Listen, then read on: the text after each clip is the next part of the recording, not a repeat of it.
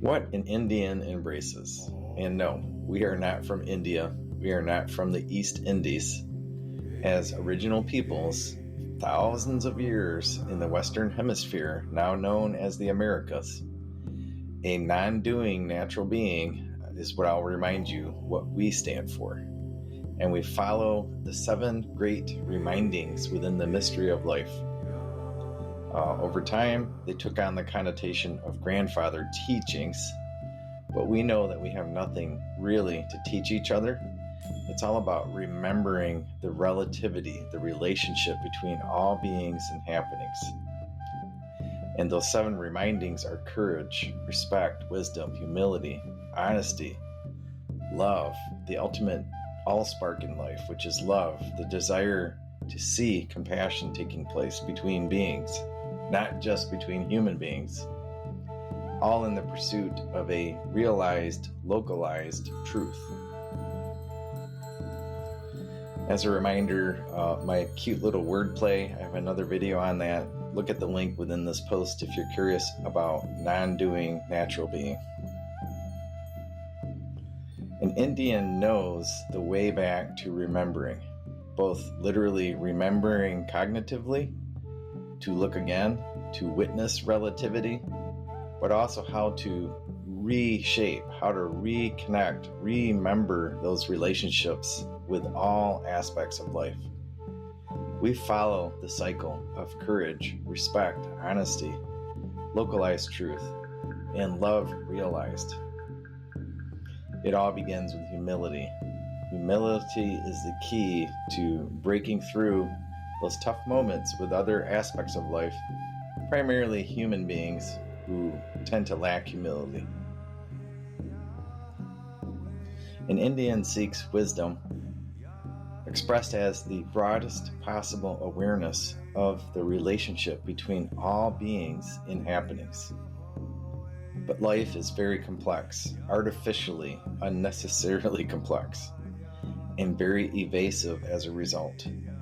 So a real human being, one that understands the ultimate motivations, a real human being must have the courage to discern carefully.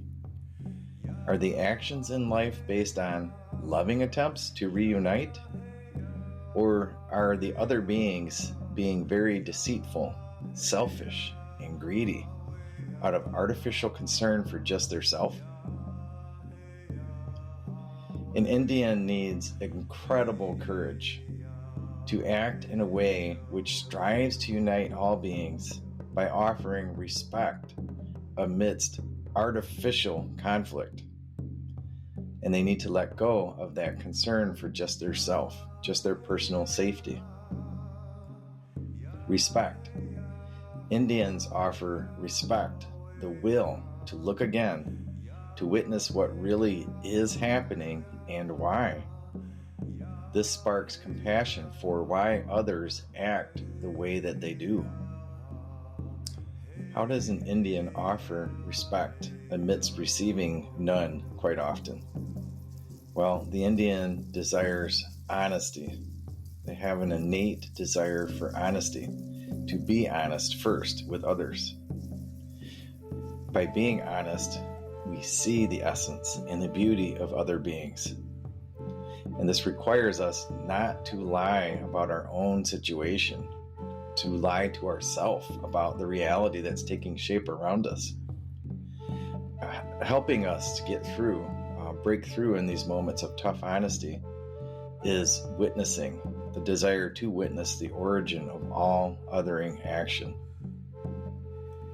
We find truth through that honesty, remembering that honesty is a two-way street of shared, affirmed, respectful, and courageous learning and willing adaptation to the needs of each other. What we find is truth, localized truth. It's the result of shared understanding through shared, direct co-experiencing between beings. And this, and only this, may be referred to as a local truth. There is no universal truth that we can sell and buy into from different contexts of living upon Mother Earth. We ultimately find that truth. Along this journey of seeking, we have to be innately curious and driven to seek the truth. And that truth will be met with conflict and incredible imbalance along the way.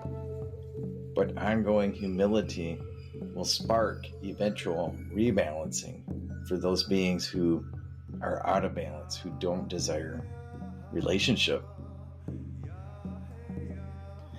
Humility is the allspark, realizing the relationship of all beings within happenings.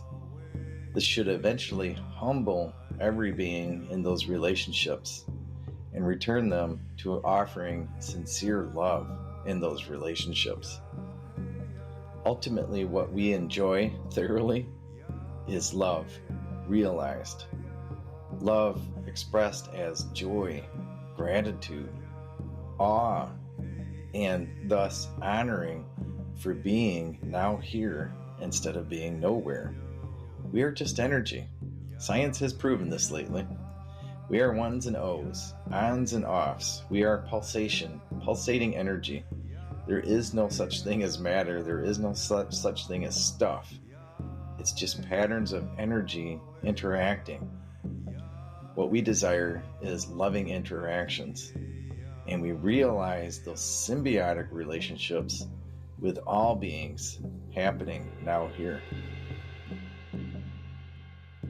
An Indian remembers the 7 remindings, and they leverage those to help other beings in the most loving, humble ways. And the cycle repeats. Desire for love and union is what I refer to as the life essence, the pattern for the being that you are.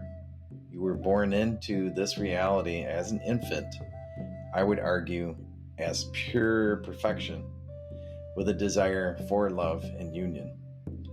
But along the way, you will encounter those who have forgotten how to look again, how to be respectful. They will lack courage. So the humility of your being, of your life essence, your pattern, will be essential for you to hold on long enough to have the courage for you to look again, for you to have the ability to respect others amidst these relationships.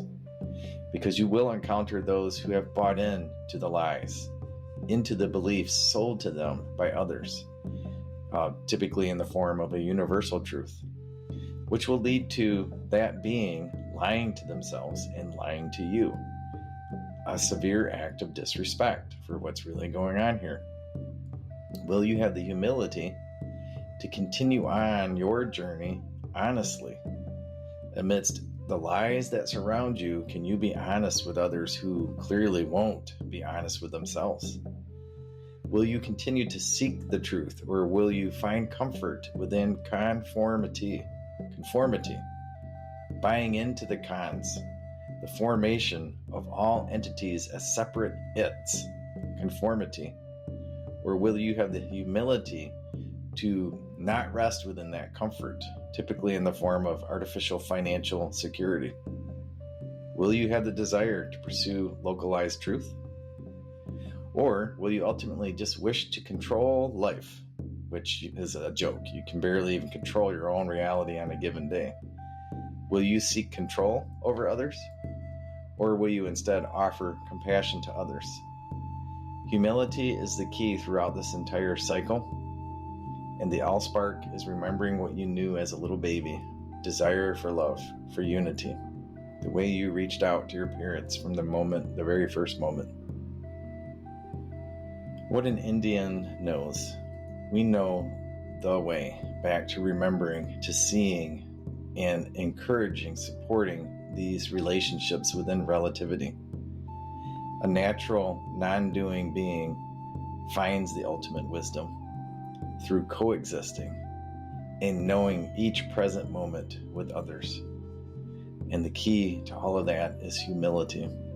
Not artificial, but genuine humility by realizing, by taking care of life, all other aspects of life, you are ultimately taking care of yourself and assuring your own ability to thrive and flow effortlessly. Non-doing, natural being, damn proud to be one.